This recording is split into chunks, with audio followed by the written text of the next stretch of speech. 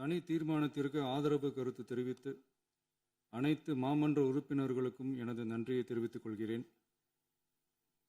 மாண்புமிகு எதிர்க்கட்சித் தலைவர் அவர்கள் பேசும்போது அரசின் தனி தீர்மானத்தில் ஒரு கருத்தை சேர்க்க கோரியுள்ளார். அது குறித்து கீழ்கண்ட கருத்தினை பேரவைக்கு தெரிவிக்க விரும்புகிறேன். மேகதாது பிரச்சினை சம்பந்தமாக எனது தலைமையில் 26/5/2026 அன்று மேகதாது பிரச்சினைக்காக பிரத்யேகமாக தனி நடுவர் மன்றம் அமைப்பது குறித்து சட்ட வல்லுநர்களுடன் கலந்தாலோசித்து தனி நடுவர் மன்றம் அமைக்க ஏற்கனவே தேவையான சட்ட நடவடிக்கைகள் எடுக்கப்பட்டு வருகின்றன.